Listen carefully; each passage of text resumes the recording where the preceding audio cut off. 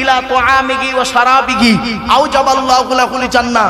আল্লাহর নবী বলেন, কোন ব্যক্তি যদি কোনো ইতিমের মাথায় হাত বুলায়, ইতিমের মাথায় হাত বুলায়, ইতিমকে পানি পান করায়, ইতিমের আশ্রয় দেয়, ইতিম বাচ্চাকে খাবার খাওয়ায়, বাম্মাহারা সন্তানকে যদি কেউ খাবার খাওয়ায়, বাম্মাহারা সন্তানকে যদি কেউ আশ্রয় দেয়, আল্লাহ রাসূল বলেছেন আওজাবাল্লাহু লাহুল জান্নাহ, ওই ব্যক্তির জন্য জান্নাত ওয়াজিব হয়ে যায়। কোথায় আছেন আপনি? ইতিমের মাল খেয়েছেন, ইতিমের সর্বনাশ করেছেন, করে আপনি ফেরেশতা বেনে গেছেন এখন। বাহ! এবার আসছি, তাহলে স্বামী হলো, পিতা হলো, ছেলে হলো, ভাই হলো। 5 নাম্বার, চাচা হিসাবে কতটা দায়িত্ব পালন করেছেন? চাচা বাবা, চাচা যারা হয়েছেন ভাইপোদের সম্পত্তি নেবেন না, চেষ্টা করবেন ভাইপোদের হকটা আদায় করতে। 6 নাম্বার হলো কি জানেন? 6 নাম্বার হলো দুলাভাই বোঝেন? দুলাভাই, বোনাই হিসাবে কতটা দায়িত্ব পালন করেছো। আর দেওর হিসাবে আল্লাহর নবীর কাছে মেয়ে ছেলেরা এসে বলেছিলেন, ইয়া রাসূলুল্লাহ, আমরা কাকে বেশি ভয় করব? নবীজি বললেন, তোমরা দেওর থেকে দূরে সরে থেকো। দেওর হলো মৃত্যুর মতো খতরনাক জিনিস। সুতরাং দেওর আর দুলাভাই থেকে দূরে দায়িত্ব পালন করুন। এরপরে আসি 7 নাম্বার। 7 নাম্বারে বলা হয়েছে ফুপা আর খালু। খালু পর্যন্ত, খালার বর খালু, আর ফুপুর বর ফুপা। আপনারা কি বলেন? বেটি বলেন নাকি? জামাই বাবু বলেন, যাই হোক, এই দায়িত্ব পালন করুন। 7 নাম্বার। 8 নাম্বারে বলা হয়েছে মামা হিসাবে কতটা দায়িত্ব পালন করেছেন। মামা যারা হয়েছেন মামা হিসাবে কতটা দায়িত্ব পালন করেছেন। 9 নাম্বার হলো দাদু হিসাবে কতটা দায়িত্ব পালন করেছেন। দাদু মানে বাপের বাপ। এখানে অনেক দাদা বসে আছে, দাদু বসে আছে।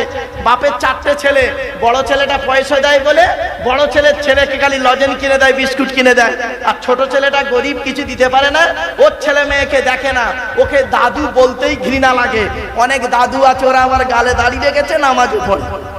ঠিক না বেঠিক? 10 নাম্বার হলো নানা হিসাবে কতটা দায়িত্ব পালন করেছেন। নানা অনেক নানা এখানে আছে যারা নাকি কি করে, বড় মেয়ের বড় জামাইটা পয়সাওয়ালা, ও যেন বড় জামাইয়ের ছেলে মেয়েকে খুব গুরুত্ব দেয়। আর মেজো জামাইটা গরিব, ভ্যান চালায়, টোটো চালায়, কিছু দিতে পারে না, ওর ছেলে মেয়েকে অত গুরুত্ব দেয় না। মনে রেখো ও নানা, তোমার মতো নানা হলো জাহান্নামী। গালে দাঁড়িয়ে আর মাথায় টুপি, নামাজ তোমাকে ঠেকাতে পারবে না। মনে রাখবেন, নামাজ পড়লেই জান্নাতে যেতে পারবেন না যদি নামাজ কবুল হয়। ঠিক না বেঠিক? নামাজ পড়লেই জান্নাত পাবেন না যদি নামাজ কবুল না হয়। অতএব নামাজটা যাতে কবুল হয়, ঈমানটাকে ঠিক রেখে নামাজটাকে পড়ুন। আগেই বলে দিয়েছি, 3টে জিনিস এক হলে ইবাদত কবুল হবে। আমার বাপেরা, দেখতে দেখতে আপনাদের কাছে 2 ঘন্টা আলোচনা করলাম। ভাষাগত দিক থেকে ত্রুটি হলে ক্ষমা করবেন। ভালো থাকুন, সুস্থ থাকুন, মানুষকে ভালোবাসুন। নামাজ কারোর জন্য মাপ নাই বাবা, নামাজ তো আপনাকে আমাকে পড়তেই হবে। মুসলমানের ঘরে জন্ম নিয়েছেন, নামাজ আমার আপনার উপরে ফরজ। 2 নাম্বার হলো রোজা আমার উপরে ফরজ, আপনার উপরে ফরজ, বিশেষ ব্যক্তি বিশেষ কারণ ছাড়া। এবারে হজ বিশেষ ব্যক্তি বিশেষ কারণ ছাড়া, যাকাত বিশেষ ব্যক্তি বিশেষ কারণ ছাড়া। আমার বাপেরা, কথাগুলো একটু মাথায় রাখুন। নামাজ পড়ুন, রোজা রাখুন, অর্থ থাকলে হজ করুন, যাকাত আদায় করুন, স্ত্রীর হক আদায় করুন, পিতামাতার সেবা যত্ন করুন, ভাই মিলেমিশে চলুন, প্রতিবেশীর উপকার করুন। সর্বপ্রথম আলোচনা আমি রাখবো আপনাদের কাছে আমাদের সৃষ্টিকর্তা আল্লাহ সম্পর্কে। আল্লাহ রাব্বুল আলামিনের পরিচয় হলো 4টে। আল্লাহ নিজেই বলছেন, কুল, নবী তুমি বলো, হুয়াল্লাহু আহাদ, সে আল্লাহ হলেন একক। 2 নাম্বার আল্লাহুস সামাদ, আল্লাহ হলেন অমুখাপেক্ষী, আল্লাহ কারোর মুখাপেক্ষী নন, সারা পৃথিবী তার মুখাপেক্ষী। 3 নাম্বার লাম ইয়ালিদ ওয়া লাম ইউলাদ, আল্লাহ কাউকে জন্ম দেয়নি, আল্লাহকে কেউ জন্ম দেয়নি। 4 নাম্বার ওয়ালাম ইয়াকুল লাহু কুফুয়ান আহাদ, আল্লাহর সমকক্ষ কেউই নেই। এই সূরাটা হলো আল্লাহর পরিচয়। এরপরে আসছি, এই সূরাটার মধ্যে অনেক জিনিস আমরা পাবো তার মধ্যে থেকে 4টে জিনিস আপনাদেরকে আমি তুলে ধরছি। 1 নাম্বার হলো এই সূরাটার ভিতরে এই সূরাটাই যে আল্লাহর পরিচয় সেটা আপনাদের জানিয়ে দিলাম। 2 নাম্বার হলো এই সূরাটি আরবি ভাষায় বাংলায় অর্থ করে বলে দিলাম। 3 নাম্বার হলো এই সূরাটির ভিতরে 4টে ধর্ম বেরিয়ে এসছে, ইসলাম, মুশরিক, ইহুদি এবং নাসারা।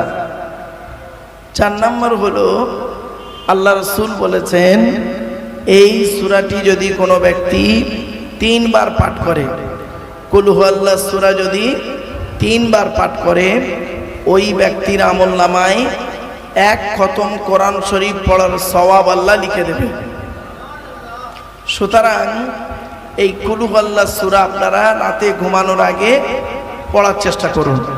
আল্লাহর নবী করতেন কি, কুল আউযু বিরাব্বিল ফালাক, কুল আউযু বিরাব্বিন নাস আর কুল হুয়াল্লাহ, আয়াতুল কুরসি ঘুমানোর আগে এগুলো তেলাওয়াত করে ঘুমাতেন।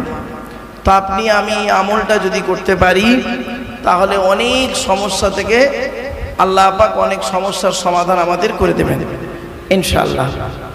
এবারে আসছি, এই সূরাই জানিয়ে দিচ্ছে সৃষ্টিকর্তার পরিচয়টা কি। 1 নম্বর আল্লাহ বলেন একক।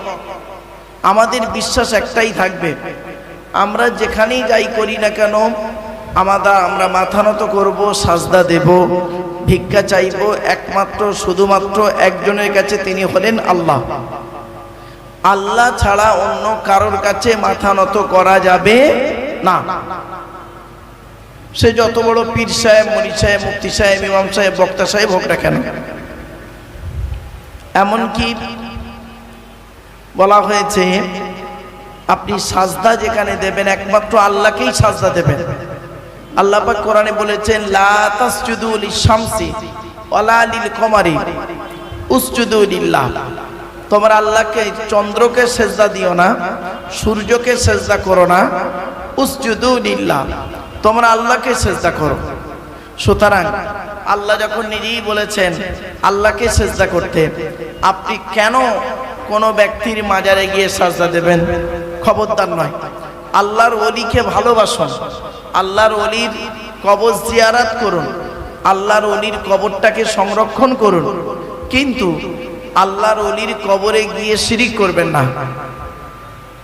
কবর সাজদা দেওয়া শরীয়ত সম্মত নয়, এটা মনে রাখবেন। এটা বারে বারে আমি বলছি আপনাদেরকে, এগুলো আপনি সরে থাকবেন এগুলো থেকে। আর একটা কথা আপনাদেরকে বলি, আল্লাহর ওলিকে ভালোবাসুন।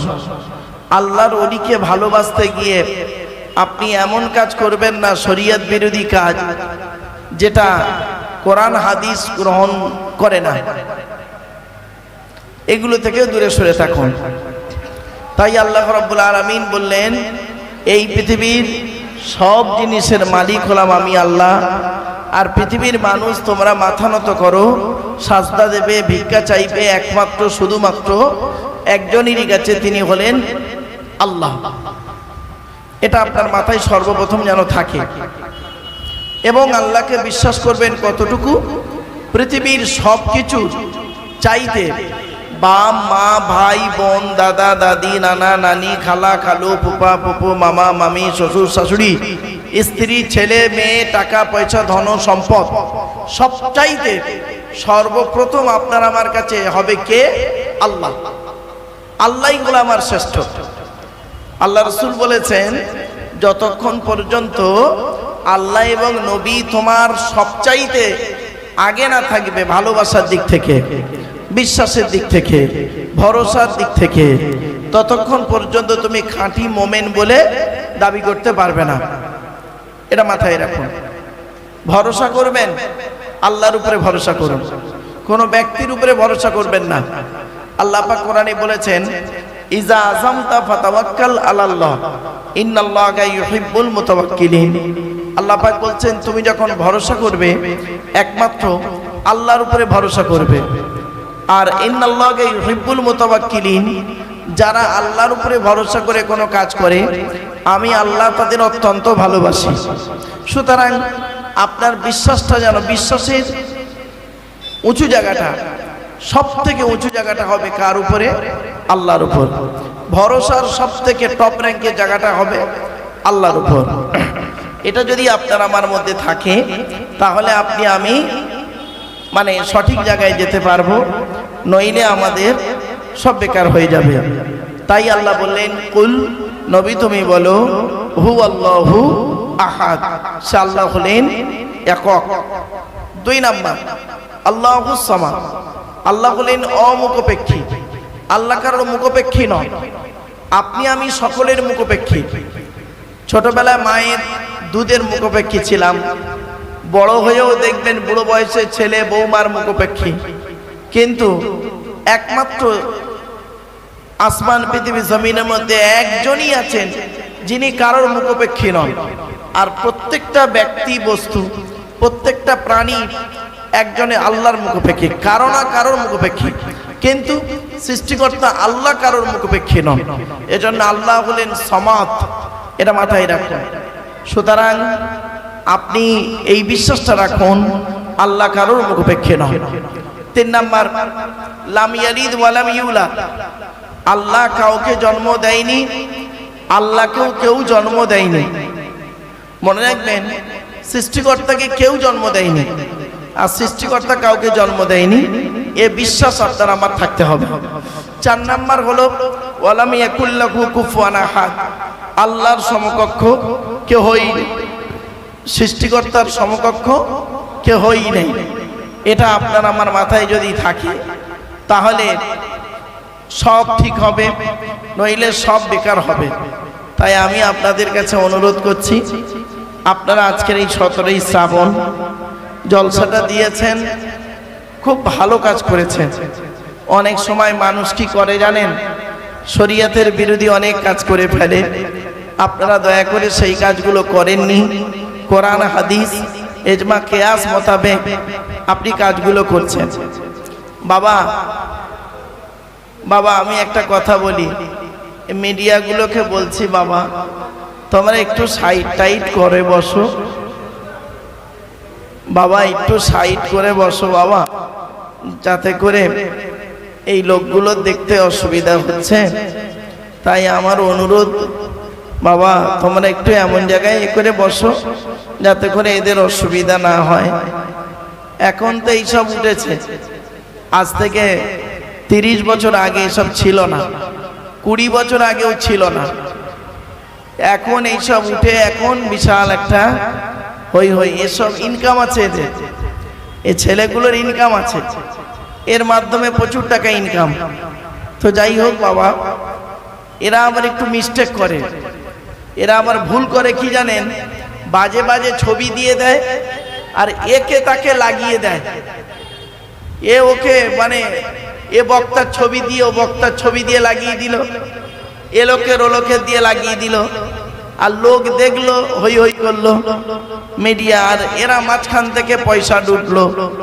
খবরদার, তবে সকলে নয়, কিছু কিছু মিডিয়া আছে এরকম ডিস্টার্ব করে, আবার কিছু আছে ভালো ভদ্রতার মধ্য দিয়ে জীবনযাপন করে। এগুলো একটু মাথায় রাখুন বাপেরা, একটু মাথায় রাখুন, তাহলে বুঝতে সুবিধা হবে। কোরআন হাদিসের আলোচনা, ইজমা কিয়াসের আলোচনা সাধারণ মানুষ যাতে বুঝতে পারে, সেই জন্য এতগুলো জিনিসকে ত্যাগ করে দিয়ে এখানে কি করা হয়েছে, একটা জলসা দেওয়া হয়েছে। আজকের এই জলসার গুরুত্বটা কি শুনে নিন। জলসা কেন দেবেন? জলসা দেওয়ার উদ্দেশ্য হলো তিনটে। জলসা দেওয়ার উদ্দেশ্য 3টে। 1 নাম্বার হলো অজানাকে জানা। 1 নাম্বার অজানাকে জানা, জলসা দেওয়ার উদ্দেশ্য কি? অজানা জানা, একটু ধৈর্যের পরিচয় দিন, নিজেরাই বুঝতে পারবেন এখানে বসে। 2 নাম্বার হলো ভুল সংশোধন করা। কি ভুল সংশোধন করা? একটু ধৈর্যের পরিচয় দিন। 3 নাম্বার হলো কিছু পরামর্শ নিয়ে নেওয়া। কি পরামর্শ দেব আমি আপনাদেরকে? আল্লাহর কোরআন, নবীর হাদিস থেকে আপনাদেরকে আমি কিছু পরামর্শ দেব। সেই পরামর্শ মোতাবেক যদি আপনি আমি পৃথিবীতে চলতে পারি, শান্তিতে থাকতে পারবো। আশা করা যায় ইনশাআল্লাহ আবুল আজিজ কিয়ামতের মাঠে নাজাত পাবো। এই তিনটে কারণে জলসা দেওয়া হয়। আরেকটা কথা আপনাদের বলে দিচ্ছি, শুনে নিন বাপেরা। জলসা দিতে গেলে তিনটে জিনিসকে ঠিক রাখবেন। তিনটে জিনিস জলসা যখনই দেবেন, আপনাদের বলে যাচ্ছি, তিনটে জিনিসকে ঠিক রাখবেন। এক নাম্বার হলো বক্তা, দু নাম্বার হলো কমিটি, তিন নাম্বার হলো শ্রোতা। বক্তার কি দেখবেন? বক্তার দুটো জিনিস দেখা দরকার। এক নাম্বার, বক্তাটি আমল আছে কিনা, ঠিক আছে।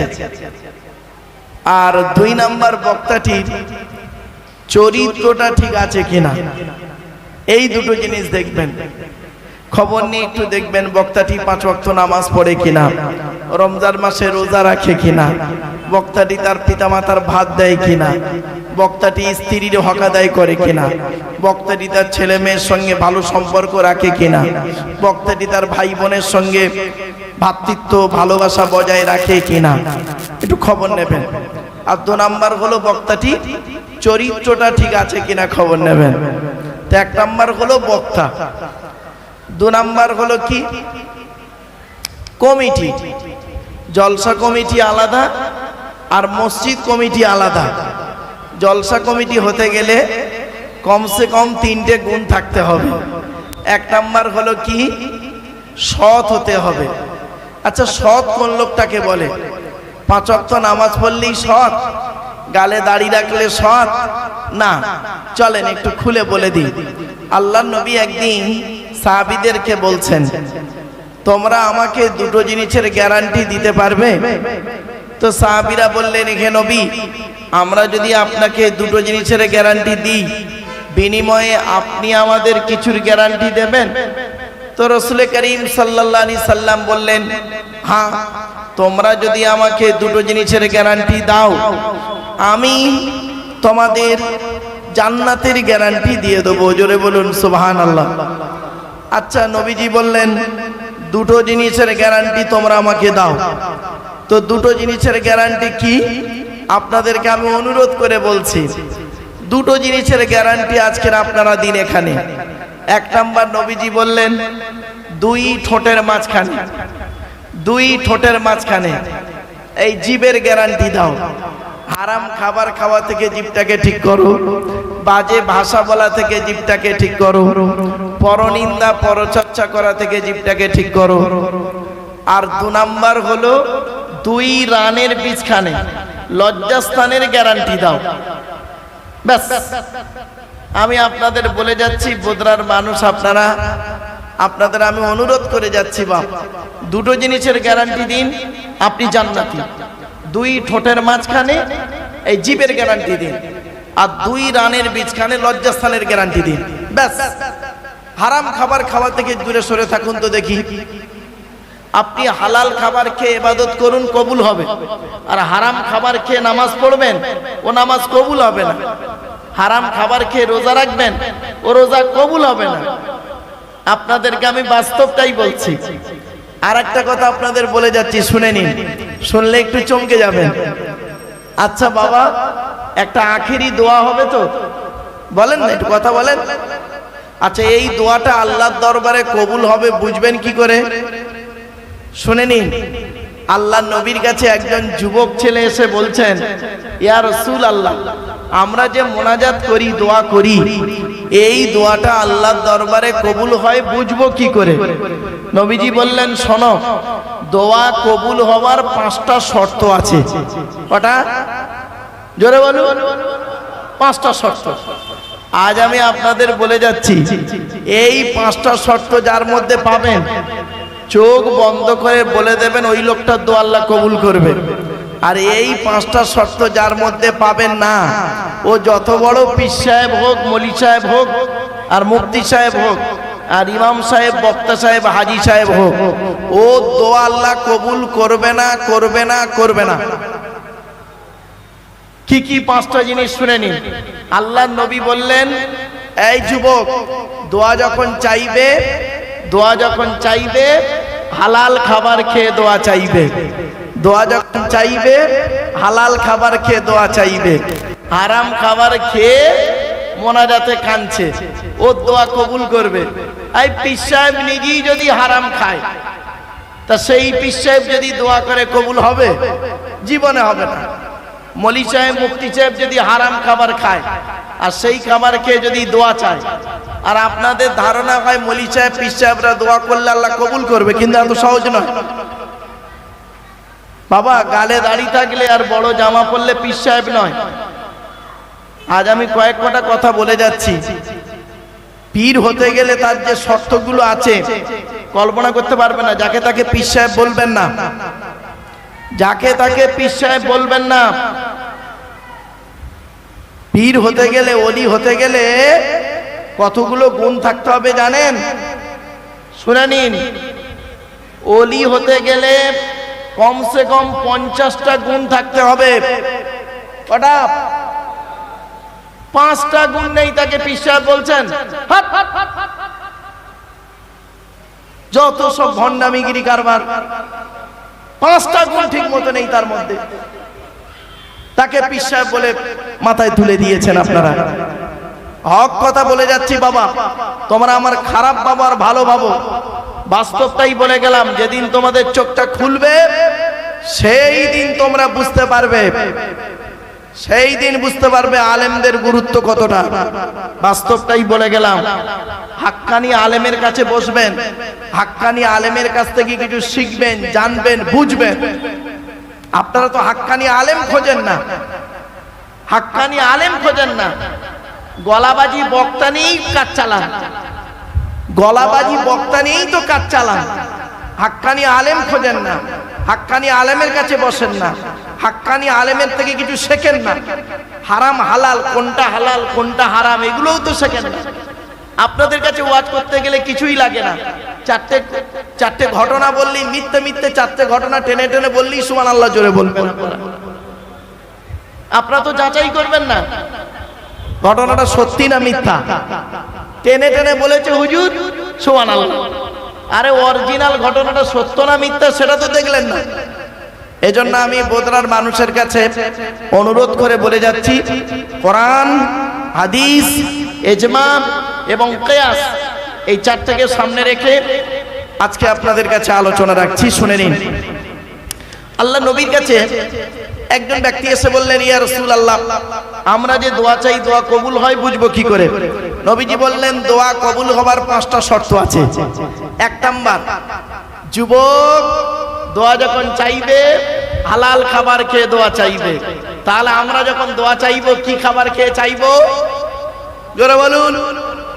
হারাম খাবার খেয়ে মোনাজাতে হাউমাউ করে কাঁদছে, লোকের জায়গা মেরেছে, মানে সুদখোর, জেনাখোর, মানে পাপ করে করে একদম শেষ করে ফেলেছে। বুড়ো বয়সে পাকা দাড়ি নিয়ে, বুড়ো বয়সে পাকা দাড়ি নিয়ে মোনাজাতে হাউমাউ করে কাঁদছে। বাপ মরে গেছে, বাপ যখন বেঁচে ছিল, বুড়ো বাপ যখন বেঁচে ছিল, বুড়ো বাপ বেঁচে ছিল যখন একটা আপেল কিনে খেতে দেয়নি। আর বুড়ো বাপ মরে গেছে, বেটা 40-এ খানা করেছে, 40-এ খানা করে আমার মতন মলি সাহেব পীর সাহেবদের ডেকে মোনাজাত করে কবুল করাচ্ছ। কোন মৌলবি বলল? কোন মৌলবি সাহেব বলেছিল আপনাদের এইসব কারবার? বাপ যতদিন বেঁচে ছিল একবারও খেতে দেননি, বাপ মা যতদিন বেঁচে ছিল একবার খেতে দেয়নি, মা মরে গেছে আর মলি সাহেবের এনে 40-এ খানা করছে, উনি মনে করলে আমার জান্নাত। এত সহজ নয়। যাদের বাম্মা বেঁচে আছে এখনো পর্যন্ত সময় আছে, আপনারা এখনো বাম্মার সেবা করুন। শুনে রেখে দিন, একজন পুরুষ 4 জনকে খুশি করলে জান্নাতি। কজন? পুরুষদের একজন পুরুষ 4 জনকে খুশি করলে জান্নাতি, জান্নাতি, জান্নাতি। কে কে? 1 নাম্বার, আল্লাহকে খুশি করুন, অর্থাৎ আল্লাহর কোরআন মোতাবেক জীবন যাপন করুন। 2 নাম্বার হলো নবীকে খুশি করুন, অর্থাৎ নবীর হাদিস মোতাবেক জীবন যাপন করুন। তিন নাম্বার, জন্মদাতা বাপকে খুশি করুন। জন্মদাতা বাপকে খুশি করুন। নিজের বাপকে বাপ বলা শিখুন, নিজের বাপকে আব্বাজান বলা শিখুন। মলি সাহেব পীর সাহেবকে আব্বা হুজুর আব্বাজান বলছেন। আহা, তোমাদের মরণ হয়নি, তোমার নিজের জন্মদাতা বাপকে আব্বাজান বলে একবার ডাকো না। হ্যাঁ, শ্বশুরকে আব্বাজান বলে ডাকছে জামাই, কথা করে এইসব প্রতিবাদ করার লোক নেই। আলেমগুলো কেন করে না? ওদের দাওয়াত হয় না বলে করে না। এই ওয়াজ করলে তো দাওয়াত দেবে না লোক, এই জন্য করে না। নিজের বাপকে বাপ বলতে শিখুন। আল্লাহর নবী বলেছেন, কোন মানুষ যদি নিজের জন্মদাতা বাপকে অপমান করে অন্যকে বড় করতে চায়, সেই ছেলে জাহান্নামী। নিজের বাপকে আব্বাজান কোনদিন বলেছেন? নিজের বাপকে আব্বাজান বলা শিখুন। চলুন, তিন নাম্বার হলো জন্মদাতা বাপকে খুশি করুন। চার নাম্বার হলো পেটে ধরা মাকে খুশি করুন। আগে ভালো সন্তান হন, ভালো পুত্র হন, পরে ভালো জামাই হবেন। আমরা ভালো জামাই হয়েছি, ভালো ছেলে হতে পারিনি। আমার ভাষা বুঝতে পারছেন? আমরা ভালো জামাই হয়েছি, ভালো ছেলে হইনি। বাবা, আগে ভালো ছেলে হন, তারপরে ভালো জামাই হবে। অনুরোধ করে বলে গেলাম। চলো, একজন পুরুষ চারজনকে খুশি করলে জান্নাতি, আর একটা মেয়ে ছেলে তিনজনকে খুশি করলে জান্নাতি। তিনজনকে খুশি করলে জান্নাতি। এক নাম্বার কে? আল্লাহকে খুশি করো। দু নাম্বার কে? নবীকে খুশি করো। তিন নাম্বার কে? স্বামীকে খুশি করো। স্বামীকে খুশি করো। আজ আমি অনেক আলোচনা করব বাবা, মুরব্বীরা যারা আছেন একটু শিখে যান। আজকে যে আলোচনাগুলো একটু শুনে যান বাবা। আমি অসুস্থ মানুষ, তবু আপনাদের কাছে আমি কথাগুলো বলে যাচ্ছি, আমাকে ভুল বুঝবেন না। আজ আপনাদের বলে যাচ্ছি, গলা নিয়ে বিচার করবেন না, গলা নিয়ে বিচার করবেন না। হো করে টান দেওয়ার নাম ওয়াজ নয়। আল্লাহর নবী ওয়াজ করতেন, কবে ওয়াজ করতেন শুনে নিন। বুখারী শরীফের হাদিস, আল্লাহর নবী বৃহস্পতিবার দিনগত রাতে এশার নামাজের পরে সাহাবীদেরকে নিয়ে গায়ে গায়ে বসে নবীজি ওয়াজ করে শোনাতেন। তাহলে ওয়াজের উত্তম দিন কবে? জোরে বলুন। বৃহস্পতিবার দিনগত রাত। সময়টা কখন? এশার নামাজের বাদ। নবীজি কিভাবে বসতেন? মসজিদে গায়ে গায়ে বসতেন। এত সহজ ভাবলেন? বুখারীর হাদিস, আমার বাবার কথা নয়, আব্দুল্লাহ ইবনে মাসউদ রাদিয়াল্লাহু তাআলা আনহু থেকে হাদিসটা রিওয়ায়াত। চলুন, নবীজি ওয়াজ করতেন কেমন? নবীজির ওয়াজ ছিল টু দি পয়েন্টের উপরে। এটা হালাল, এটা হারাম, এটা করো, এটা করো না, এই ছিল নবীর ওয়াজ। তো আজ আমি আপনাদের কাছে টু দি পয়েন্টের উপরে একটা একটা করে কেটে কেটে কথাগুলো বলবো বাবা। একটু ধৈর্য সহকারে শোনার চেষ্টা করেন। আপনাদের অজানা জিনিসগুলো জানানোর জন্যই জলসা দেওয়া, ঠিক না বেঠিক?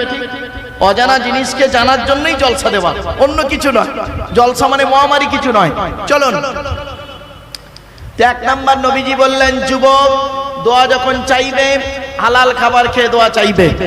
দু নাম্বার, যুবক দোয়া যখন চাইবে পৃথিবীর কোনো ব্যক্তি বস্তুর কাছে চাইবে না, একমাত্র আল্লাহর কাছে চাইবে। জোরে বলুন। তো দোয়া যখন চাইবেন কার কাছে চাইবেন? জোরে বলুন। আল্লাহর কাছে চাইবেন। খবরদার, আল্লাহর কাছে চাইবেন। কোন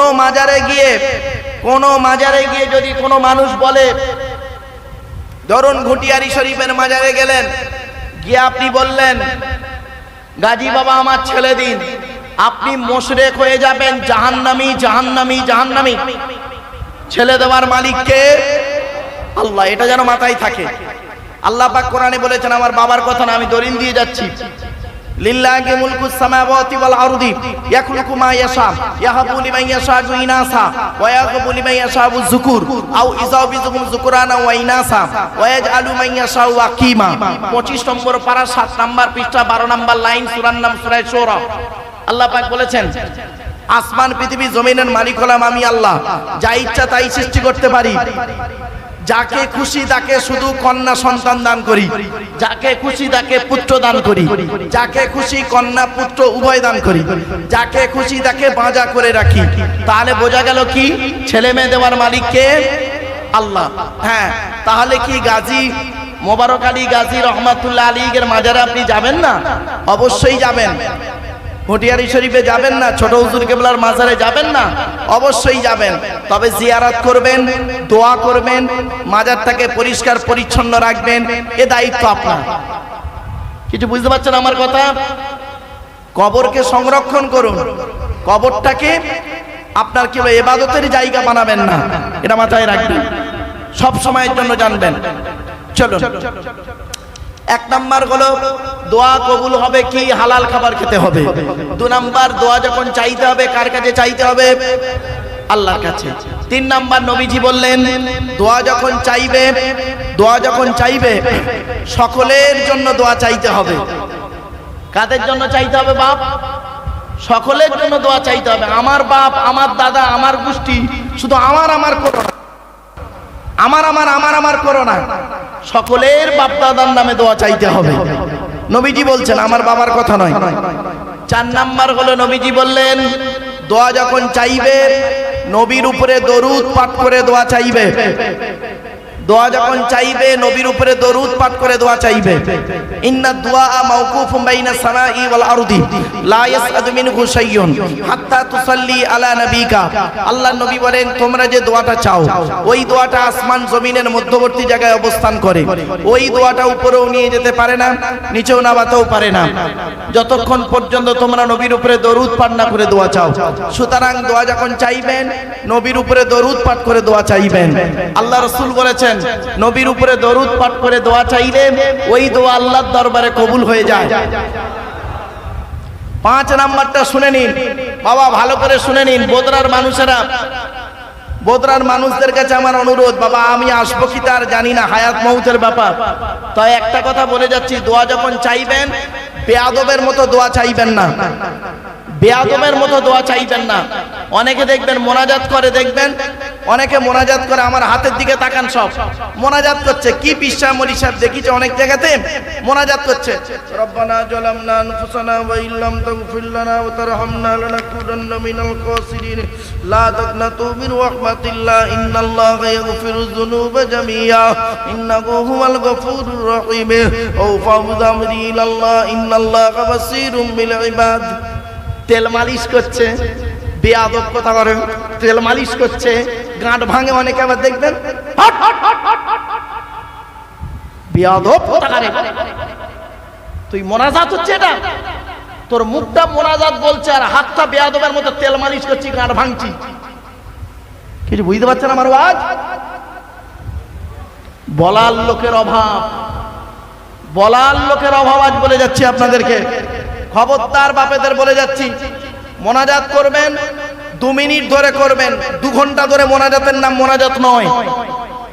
বেয়াদবের মতো 2 ঘন্টা ধরে মোনাজাতের থেকে 2 মিনিট মোনাজাত করবেন আদবের সঙ্গে, বিনয়ের সঙ্গে, জীবনের সমস্ত কথাগুলো আন্তরিকতা নিয়ে আল্লাহর কাছে চাইবেন, আল্লাহ কবুল করবে। আর বেয়াদবের মতো গাঁট ভাঙবার দরকার নেই। দেখবেন অনেকে আছে, ভুল বললাম, দেখবেন মোনাজাতে দেখবেন, খেয়াল করবেন, হাত মালিশ করছে, হাত এমন করবে, আবার এমন করবে, দেখবেন এমন করবে, আবার এমন করবে, দেখবেন এমন করবে, আবার এমন করবে, দেখবেন এমন করছে, মোনাজাত করছেন। উনি মোনাজাত করছেন, ওর মোনাজাত কবুল হবে। ও যত বড় পীরের বেটা হোক, আর যত বড় পীরের বেটা হোক, আর যত বড় মুফতি মাওলানা হোক, বাস্তব কথা বলে গেলাম আজকের এই কথাটা। আজ আপনাদেরকে আমি কথাগুলো কেন বলছি বাবা, এই কথাগুলো বলতাম না, বাস্তবটাই আমি তুলে ধরছি। আমার এই দায়িত্ব, আমি যদি এই কথা না বলি কিয়ামতের মাঠে আল্লাহ আমার জবানটাকে টেনে ছিঁড়ে নেবে।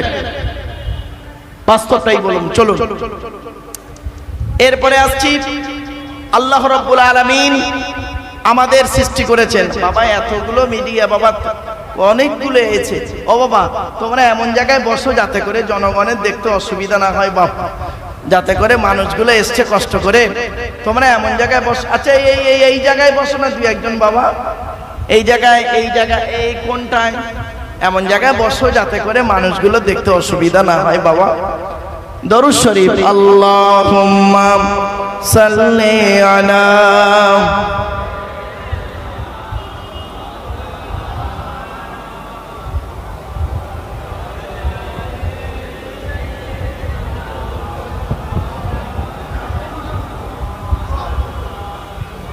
দরুদ শরীফ, আল্লাহুম্মা সাল্লি আলা সাইয়্যিদিনা মাওলানা মুহাম্মদ ওয়া আলা আলি সাইয়্যিদিনা।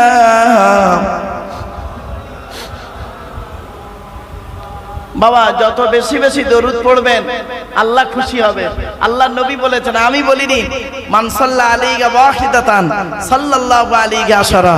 আল্লাহ রাসূল বলেছেন, যে ব্যক্তি আমার উপরে একবার দরুদ শরীফ পড়বে আল্লাহ রাব্বুল আলামিন তার নামায় আমলনামায় 10টা নেকি লিখে দেবে। আরেকটা হাদিস, আল্লাহ নবী বলেছেন, মান সাল্লা আলাইহি আশরান ফি আউয়ালিন নাহারি ওয়া আশরান ফি আখিরিন নাহারি নালাতহু শাফাতি ইয়াউমাল কিয়ামা। আল্লাহ নবী বলেন, যে ব্যক্তি দিনের শুরুতে আমার উপরে 10 বার দরুদ শরীফ পড়বে, দিনের শেষে আমার উপরে 10 বার দরুদ শরীফ পড়বে, ওই ব্যক্তির শাফাত সুপারিশ আমি মুহাম্মদ সাল্লাল্লাহু আলাইহি সাল্লাম কিয়ামতের মাঠে আল্লাহ খুবই নিকটবর্তী করে দেবে। জোরে বলুন সুবহানাল্লাহ। তো আমার বাপেরা, এতক্ষণ আপনাদের কাছে আমি আলোচনাটা মূল জায়গায় যেতে পারছিলাম না, কেন জানেন? এশার নামাজ পড়তে অনেকে গিয়েছিলেন, এবারে আলহামদুলিল্লাহ এসে গেছেন। টু দি পয়েন্টের উপরে কথাগুলো বলার সুযোগ দিন, আপনারা কথাগুলো একটু মূল্যায়ন করুন। ব্যাস, এবারে আসছি, আমার মূল আলোচনায় ঢুকছি। আমাদের সৃষ্টিকর্তার নাম কি? জোরে বলুন। আল্লাহ। আল্লাহ আমাদের কিভাবে সৃষ্টি করলেন কোরআন জানিয়ে দিচ্ছে। 18 নম্বর পারার 1 নম্বর পৃষ্ঠার সূরার নাম সূরা মুমিনুন 12 নম্বর আয়াত। আল্লাহ নিজেই বলছে, ওয়ালাকাদ খলাকনাল ইনসানা মিন সুলালাতিন মিন তিন সুম্মা জাআলনাহু নুতফাতান ফি করারিন মাকিন। আল্লাহ নিজেই বলছেন, মাটির নির্যাস থেকে তোদের তৈরি করেছি, বাপ আর মায়ের মিলনের মাধ্যমে আমি আল্লাহ তোর মায়ের পেটের ডাইসে সুন্দর করে রেখে দিয়েছি। আর ওই পানিটার 40 দিন পরে রক্তপিণ্ড করেছি, তার 40 দিন পরে মাংসপিণ্ড করেছি, তার 40 দিন পরে হাড় তৈরি করেছি, হাড়ে আর মাংসই সুন্দর করে লাগিয়ে দিয়েছি। আমি আল্লাহ তোর মায়ের পেটের ভিতরে সুন্দর একটা আকৃতি দান করেছি। বাপের 4টে অঙ্গ, মায়ের 4টে অঙ্গ। বাপের কটা? বাপের 4টে অঙ্গ, মায়ের 4টে অঙ্গ, আল্লাহ নিজে দেয় 5টা। এই মোট 13টা জিনিস দিয়ে আল্লাহ পাক আমাকে আপনাকে মায়ের পেটের ভিতরে তৈরি করেছেন। এরপরে আল্লাহ বলছেন, আমি আল্লাহ তো দেহের মধ্যে 4টে গুরুত্বপূর্ণ জিনিস দিয়েছি। আমার মুরব্বী বাবাজিরা সকলে শুনে যান, আজকের হিন্দু, মুসলিম, জৈন, ব্রাহ্মণ, খ্রিস্টান, কুলি, সাঁওতাল, বাগদি, দুলে সকলকে আমি বলছি, বাবা এই জলসা শুধু আমার আলোচনা শুধু মুসলমানদের নিয়ে শুধু নয় বাবা, আমার আলোচনায় হিন্দু মুসলিম সকলকে নিয়ে। শুনে নিন, আল্লাহ সৃষ্টিকর্তা বলছেন, তো দেহের মধ্যে আমি 4টে জিনিস দিয়েছি গুরুত্বপূর্ণ। কি কি?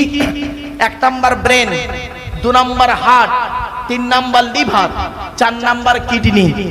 আবার বলছি, 1 number brain, 2 number heart, 3 number liver, 4 number kidney. এই 4টের একটা খারাপ হলে আপনি মারা যাবেন 100%। ঠিক না? ঠিক। এজন্য অযথা টেনশন চিন্তা না করে ব্রেনটাকে নষ্ট করবেন না। আল্লাহ বলছে, তুই দুনিয়ার টেনশন করছিস কেন? দুনিয়ার টেনশন করলে স্ট্রোক করে মরে যাবি রে বোকা। দুনিয়ার টেনশন করলে স্ট্রোক করে মরে যাবি। তুই আখিরাতের টেনশন কর আর আমার সৃষ্টি নিয়ে চিন্তা কর, আমি আল্লাহ তোর মেধা শক্তি বাড়িয়ে দেবো। জোরে বল। কি বুঝলেন? মানুষের স্ট্রোক হয় দেখবেন চিন্তা করে করে, দুনিয়ার চিন্তা, ছেলে মেয়ে, বউ বাচ্চা, খালা, টাকা পয়সা, ধন সম্পদ, ব্যবসা বাণিজ্য চিন্তা করতে করতে করতে করতে স্ট্রোক। আল্লাহ বলছে, বোকাও সব ছেড়ে রেখে তোকে একাই চলে যেতে হবে কবরে। তুই একাই এসেছি, একাই যাবি, তোর সঙ্গে কেউ যাবে না। তুই বেকার ফালতু টেনশন করছিস কেন? তুই চিন্তা কর আখিরাতের চিন্তা কর, তুই চিন্তা কর আল্লাহ আমার সৃষ্টি নিয়ে চিন্তা কর। তুই একবার চিন্তা কর তো বান্দা, তুই যে খাবারটা খেলি 22 ফিট লম্বা নারীর ভিতর থেকে কত ফিট 22 ফিট লম্বা নারীর ভিতর থেকে মাল পচিয়ে পচিয়ে পচিয়ে পচিয়ে ভাতের রং সাদা, পায়খানার রং হলুদ। কি করে হলো একবারও তো ভাবলিনি? তুই 22 ফিট লম্বা নারীর ভিতর থেকে বের করলি খাবারটা খেয়ে, আর একটা পিঁপড়ে সে খাবার খেয়ে হজম করে বের করে, তার কত ফিট লম্বা নারী আছে একবার লক্ষ্য কর। আল্লাহ বলছে বান্দা তুই একবার খেয়াল করে দেখতো, এই পৃথিবীতে 84 লক্ষ প্রাণী, কত 84 লক্ষ প্রাণী, তাদের মধ্যে একটা জীব খাবারের চিন্তা করে, রোজগার করে একটা জীব, তার নাম মানুষ। আর কেউ রোজগার করে না, ঠিক না বেঠিক? আল্লাহ ঠিক সেটিং। একটা বাঘ সে ঠিক আছে, আজকে রাতে যখন শুয়ে আছে দেখবেন বাঘটা চিন্তা করছে, সে ভাবে না কাল সকালবেলা আমি কি খাবো, ঠিক না বেঠিক? সে জানে আমার সৃষ্টিকর্তা আমার খাবার রেডি করে রেখেছে, যে কোনো মুহূর্তে আমার খাবার এসে যাবে। একটা কুমির, জলহস্তি, তিমি মাছ সে চিন্তা করে না। আরে মানুষের বুদ্ধি দিয়েছে আল্লাহ, এই যত টেনশন চিন্তা করে, ব্যাংকে টাকা রাখছে, ঘরে টাকা রাখছে, চুরি করে ডাকাতি করে গোষ্ঠী পিন্ডি শেষ, ঠিক না বেঠিক? স্টক করছে আবার মরেও যাচ্ছে। তো আল্লাহ বলছে তোর ব্রেন দিয়েছি, উল্টো পাল্টা চিন্তা না করে তুই আমার চিন্তা কর, আমার সৃষ্টি নিয়ে গবেষণা কর, আমার সৃষ্টি নিয়ে গবেষণা কর। সামান্য পার্থক্য দেখবেন। এই দেখেন, এটা একটা গোলাপ ফুল দেখতে পাচ্ছেন, ফুল তো নাকি? আরে ভাই বলুন না, এটা ফুলের কোনো সেন্ট নেই, দেখুন প্লাস্টিকের মাল, এর কোনো দাম আছে? আর এই একটা দেখুন গোলাপ ফুল শুকিয়ে গেছে, ওর কত খুশবু। পার্থক্য এইটুকু। আল্লাহ বলে ওটা তোদের তৈরি মাল, তোরা তৈরি করেছিস, এর কোনো সেন্ট নেই, খুশবু নেই, খালি চকচক করছে দেখ। আর আমার তৈরিটা দেখ, গোলাপ ফুলগুলো দেখ, রজনীগন্ধা গুলো দেখ, এগুলো আমার তৈরি, দেখ কত সুন্দর খুশবু বেরোবে, আবার এ পচন ধরবে, শেষ হয়ে যাবে, আবার নতুন হবে। সুবহানাল্লাহ। এই চিন্তাটা কর। বান্দা এই চিন্তা করে না, উল্টো পাল্টা কার বাঁশ দেবো, কার ঠোকা মারবো, কার শেষ করবো, এই চিন্তা করে করে করে করে শেষ। তাই 1 নাম্বার হলো আল্লাহ বলছে বান্দা শোন, তোর ব্রেন দিয়েছি, ব্রেনটাকে যত্ন কর। তাই আজকের আপনাদের বলে দিচ্ছি বাবা, বোদরার মানুষ, হিন্দু মুসলিম, মাথাটাকে ঠান্ডা করুন, মাথা গরম করবেন না, মাথাটা ঠান্ডা রেখে কাজ করুন। 2 নাম্বার হলো হার্টটা খুব গুরুত্বপূর্ণ জিনিস, এটাকে যত্ন করুন। 3 নাম্বার হলো কি? লিভারটাকে যত্ন করুন। লিভার যদি খারাপ হয়ে যায় বাপ, লিভার যদি খারাপ হয়ে যায় হিন্দু মুসলিম সব শেষ। লিভারে ক্যান্সার হলেই শেষ। লিভারটাকে যত্ন করুন। আল্লাহ পাক বলছেন ওরে বান্দা শোন, বোদরার মানুষেরা, এই পৃথিবীর মানুষেরা, আদমের সন্তানেরা, এই পৃথিবীতে খাবার খেয়ে তোদের লিভারটা নষ্ট হয়ে যাবে। আবার ওই লিভারটাকে ঠিক রাখার জন্য পৃথিবীতে একটা অল্টারনেটিভ খাবার তৈরি করেছি। খাবারটার নাম কি বলতে পারবেন? এই লিভারের উপকারী খাবারের নাম কি? হায়দা মুরব্বীরা সব ভুলে গেছে। কোন খাবার খেলে লিভার ঠিক থাকে? কোন খাবার খেলে? পেঁপে। কি বললাম? পেঁপে। আল্লাহ বলছে দেখ ফ্রি খাবার তৈরি করেছি পেঁপে, ওইটা খাবি তোর লিভার ঠিক থাকবে, হজম শক্তি ভালো হবে। পেঁপে আমরা খেতে চাই না, যাই হোক বাবা। 4 নাম্বার হলো কিডনি। আল্লাহ বলছেন তোর দেহের মধ্যে 2টো কিডনি দিয়েছি, 2টো কিডনিকেই যত্ন করবি। আর কিডনি যত্ন করতে গেলে কি করতে হবে? পর্যাপ্ত পরিমাণ পানি পান করবি। আল্লাহর নবী বলেছেন তোমরা বেশি বেশি করে পানি পান করো। আধুনিক বিজ্ঞান বলছে, আমি বলিনি, আধুনিক বিজ্ঞান বলছে একটা মানুষের 4 থেকে 6 লিটার প্রতিদিন পানি পান করতে হবে। সত্যি কথা বলুন তো দেখি, এখানে যত মানুষ বসে আছেন 4 থেকে 6 লিটার পানি পান করেন? সারাদিনে 2 গ্লাস 3 গ্লাস পানি খায়। সকালবেলা 1 গ্লাস ঢোকায়, দুপুরবেলা ভাত খেয়ে 1 গ্লাস, রাতের বেলা ভাত খেয়ে 1 গ্লাস, আর বাকি সারাদিন চায়ের দোকানে বসে গরম পানি চা একটু করে খাচ্ছে, আর লোকের খালি গোজা মারতেছে। ঠিক না বেটি? তো ওর কিডনি খারাপ হবে না, হবে কার? আল্লাহর নবী বলেছেন পর্যাপ্ত পরিমাণ পানি পান করবে। কিডনি এমন একটা জিনিস আল্লাহ তৈরি করেছে, আল্লাহর নিয়ামত। শুনে নিন, 2টো জিনিস কিডনি, এই 2টো কিডনি যদি খারাপ হয়ে যায় পৃথিবীর কারোর বাবার ক্ষমতা নেই বাঁচাতে পারে, ডায়ালিসিস করতে করতে শেষ। ঠিক না বেঠিক? তাহলে আল্লাহ পাক বললেন চারটে জিনিস কি কি? বলুন বলুন কি কি? এক নাম্বার কি? ব্রেন। দু নাম্বার হার্ট। তিন নাম্বার লিভার। চার নাম্বার কিডনি। এবার আসছি, এরপরে আল্লাহ বলছেন তোর দেহের মধ্যে আমি 9টা ছিদ্র দিয়েছি। আমাদের দেহের হিন্দু মুসলিম ভালো করে শুনে যান, আল্লাহ বলছেন তোর দেহের মধ্যে আমি 9টা ছিদ্র দিয়েছি। এই 9টা ছিদ্রের যে কোনো একটা ছিদ্র দিয়ে আমি আল্লাহ তোর আত্মা বের করে নিই ফেরেশতার মাধ্যমে। 9টা ছিদ্র কি কি শুনে নিন। 9টা ছিদ্র: 2 চোখ, 2 চোখ, 2 নাক, 2 কান। কটা হলো? 6টা। একটা গাল। কটা হলো? 7টা। সামনে পেছনে এই 9টা ছিদ্র। এই 9টা ছিদ্রের যে কোনো একটা ছিদ্র দিয়ে মানুষের আত্মা বের হয়ে যায়। ও বাবা, অনেক মানুষ মরে গেছে, আপনারা দেখবেন কত মানুষ মরে গেছে, কি হিন্দু কি মুসলিম, পেশাব ফিরে ফেলেছে। ঠিক না বেটি? তার মানে আত্মাটা ওটাই থেকেই বেরিয়ে গেছে। অনেক মানুষ মারা গেছে, দেখবেন পায়খানা ফিরে ফেলেছে, আত্মাটা ওই দিক থেকে আল্লাহ বের করেছে। কিছু বুঝতে পারছেন? ওয়াজ বুঝতে পারছেন? অনেক মানুষ মারা গেছে, দেখবেন চোখটা চেয়ে আছে, চোখটা চেয়ে আছে। অনেক মানুষ মারা গেছে, দেখবেন গালটা হাঁ করে আছে। আবার এই ইউটিউবওয়ালারা গাল হাঁ করেছি মানে ওইটাই তোরা ইউটিউবে ছেড়ে দিচ্ছে, জানো? এদের দিয়ে বিশ্বাস নেই। এক এক সময় হাঁ করেছি তো ওরা ওই ছবিটা তুলে ছেড়ে দেবে, কি মুশকিল। চলো বাবা, আবার অনেক মানুষ আছে দেখবেন মরে গেছে, মরে গেছে লোকটা ঘাটটা বেঁকে আছে, হাতটা খিঁচে আছে। আবার অনেক মানুষ আছে দেখবেন মরে গেছে, দেখলে মনে হবে লোকটা ঘুমিয়ে আছে। তা কিভাবে মরতে চান বোদরার মানুষ হিন্দু মুসলিম? যদি সত্যিকারের মরণ হতে চায় তাহলে এখানে বসে কিছু আলোচনা শুনে যান, কোরআন হাদিস ইজমা কিয়াসের কথা শুনে ভালোভাবে মৃত্যুবরণ করুন। অপমানিতের সঙ্গে অপমানের সঙ্গে মৃত্যুবরণ করবেন না। চলুন এগিয়ে যাচ্ছি। এরপরে আল্লাহ বলছেন তোর দেহের মধ্যে আমি 3টে জিনিস দিয়েছি আলাদা। কটা কটা? জোরে বলুন। 3টে জিনিস আলাদা। কি কি? 1 নাম্বার ব্লাড গ্রুপ আলাদা। কি কি? রক্তের গ্রুপ আলাদা। এজন্য আমি ওয়াজ করতে গিয়ে বলি, সব জায়গাতেই বলি, হাই স্কুল কলেজ টলেজে যেখানেই যাই সব জায়গায় বলি, খবরদার হিন্দু মুসলিম খবরদার কোনোদিন মারামারি ঝগড়া করবেন না। কিসের হিন্দু কিসের মুসলিম মারামারি করেন? হিন্দু মুসলিম কাঁধে কাঁধ মিলিয়ে চলবেন। মনে রাখবেন সৃষ্টিকর্তার আরাধনা উপাসনার পদ্ধতিটা আমাদের আলাদা হতে পারে। মানুষ হিসেবেই প্রত্যেকেই কিন্তু আমরা আদমের সন্তান। ঠিক না বেঠিক? প্রত্যেকেই আমরা আদমের সন্তান, মনে রাখবেন। আর মুহাম্মদ সাল্লাল্লাহু আলাইহি সাল্লাম শুধু মুসলমানদের নবী নয়, মুহাম্মদ সাল্লাল্লাহু আলাইহি সাল্লাম শুধু মুসলমানদের নবী নয়, আল্লাহ নিজেই বলেছেন কুল, নবী তুমি বলো, ইয়া আইয়ুহান নাস, হে মানব জাতি, ইন্নী রাসূলুল্লাহি ইলাইকুম জামিয়া।